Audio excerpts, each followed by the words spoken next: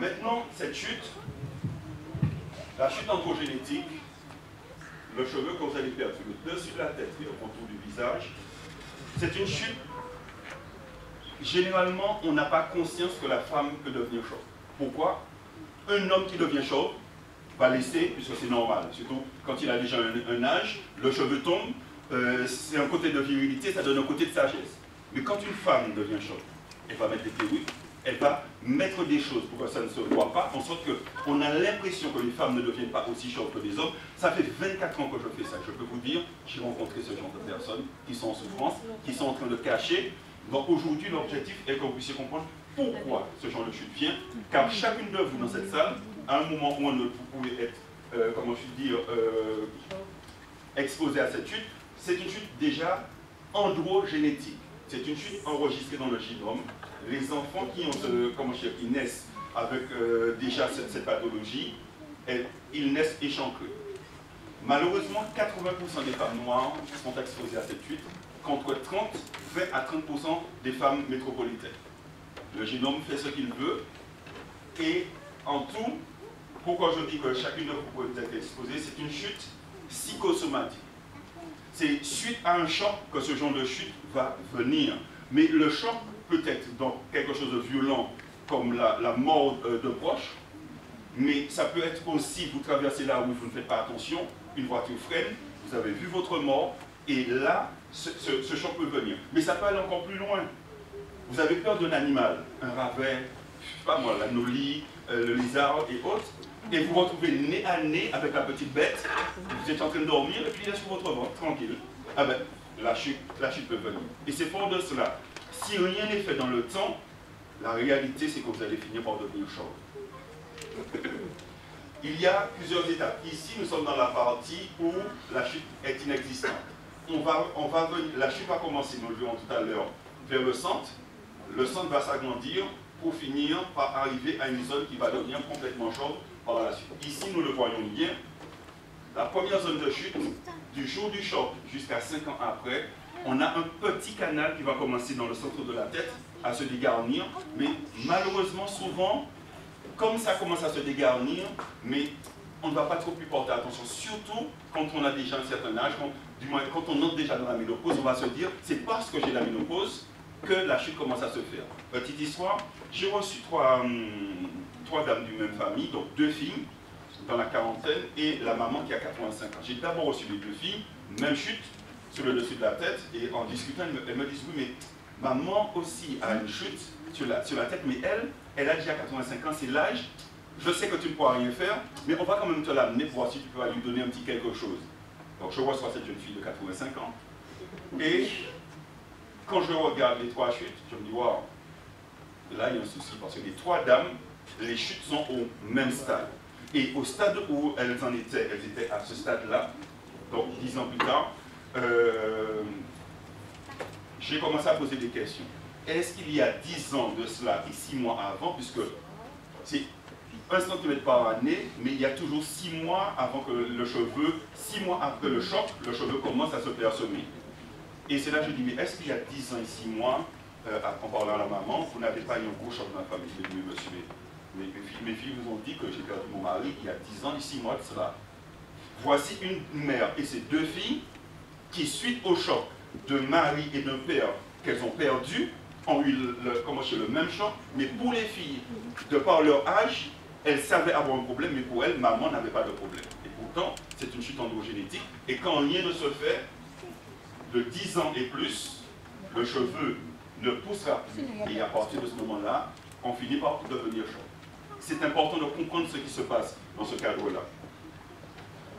Là, aujourd'hui, la base de cette chute, qui est une chute psychosomatique, c'est l'adrénaline. Qu'est-ce que c'est que l'adrénaline? L'adrénaline nous permet de savoir que nous sommes vivants. Le calme, vous traversez la route, comme je le disais tout à l'heure, vous ne faites pas attention, une voiture freine, vous sentez un flux qui passe dans votre corps, vous avez vu votre mort, c'est de l'adrénaline. Ça, c'est le côté négatif. Même dans ce qui est positif et inattendu, l'adrénaline va aussi faire son lieu. Imaginez, c'est votre anniversaire, vous l'avez complètement oublié, vous entrez tard le soir, déjà bien fatigué, vous avez juste ouvert la porte, vous n'avez pas encore mis la lumière, et 50 voix vont sortir du noir pour vous souhaiter joyeux anniversaire. C'est certes une bonne chose, mais comme femme surprise, battue, le cœur va commencer à palpiter, il va falloir vous donner de l'eau de calme, c'est de l'adrénaline. Dans les moments d'anxiété ou lors de choc, à partir du moment que vous avez un choc, 90%, le corps va sécréter 90% d'adrénaline en plus que ce qu'il ne devrait sécréter. Et cette adrénaline va faire plusieurs choses. Avant même d'attaquer les cheveux, il va attaquer l'estomac. Il va endormir en partie, parce que l'adrénaline est une hormone, il va endormir en partie les muscles de l'estomac, il va rendre plus acide les sucs gastriques, ce qui va donner des reflux au niveau de l'estomac ou des brûlures d'estomac. Et quand rien n'est fait, ça se termine par l'ulcère d'estomac. Ça, c'est le premier signe. Quand vous sentez que vous avez un point sur l'estomac, quand vous sentez que vous avez des aigreurs ou que vous avez mal à l'estomac, dans un moment d'anxiété, votre corps est en train de vous dire « Attention, tu es en danger ».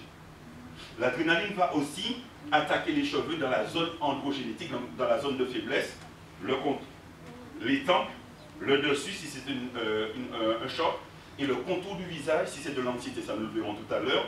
Et le problème qui va se poser, c'est que l'adrénaline, étant donné que le corps a sécrété jusqu'à 90% d'adrénaline en plus, l'adrénaline va faire le travail d'un acide. Ce n'est pas un acide, mais il travaillera comme un acide, comme il a travaillé sur l'estomac, il travaillera aussi sur les cheveux. Et pour contrebalancer l'effet de l'adrénaline, le corps va créer un autre groupe d'hormones. Ce groupe d'hormones, ce sont les hormones androgènes, connues comme les hormones mâles. La plus connue, c'est la testostérone. Il faut savoir que la testostérone est une hormone de croissance.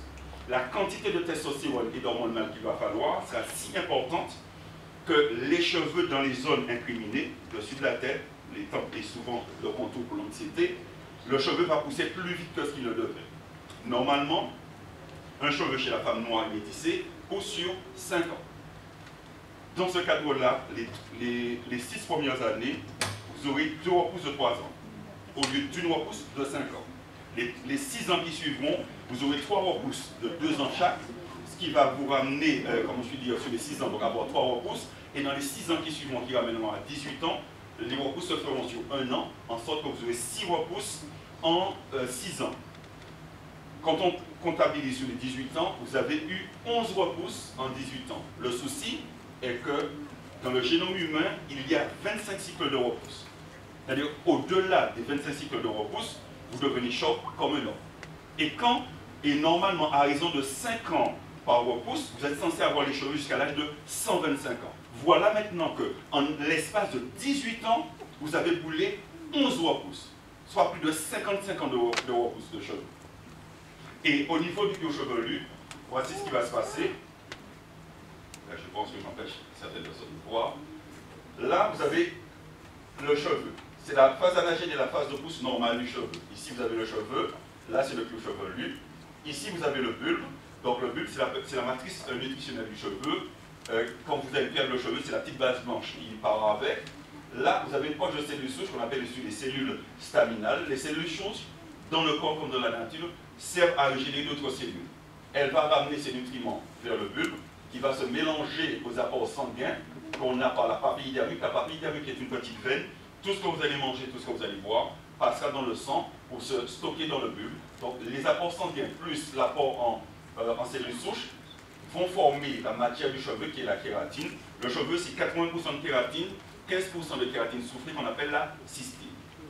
Le problème qui va se poser, à partir du moment que le cheveu va se mettre à pousser plus vite, soit 3 ans, puis les 2 ans ou les 1 an, la poche de cellules souches ne pourra pas suivre. En sorte qu'elle va se mettre en sommeil, elle ne disparaîtra pas, elle ne diminuera pas de taille, mais elle va se mettre en sommeil comme un ours qui hiberne. Et comme c'est elle qui ramène les nutriments, 2 ans et demi plus tard, le cheveu arrivera à ce stade-là.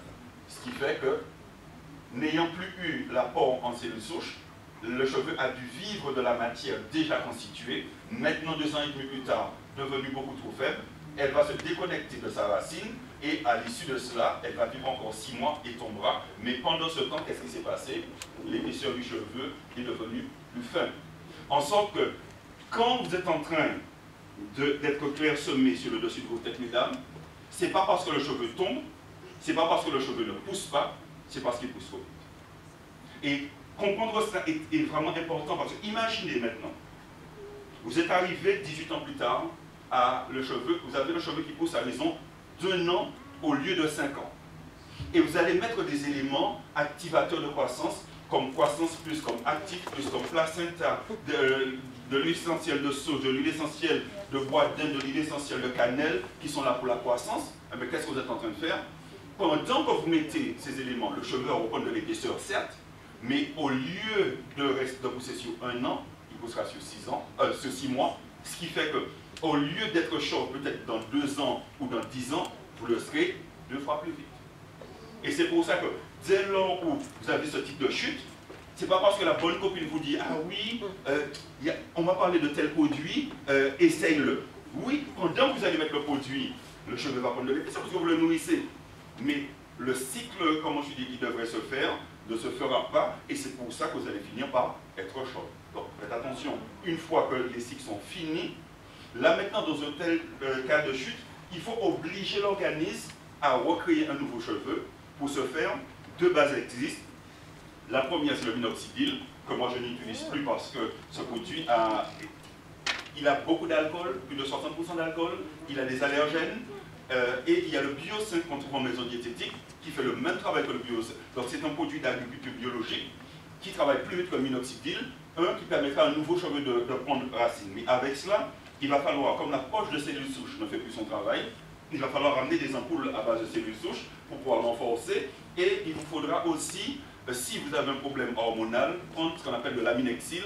Et là, c'est les bases.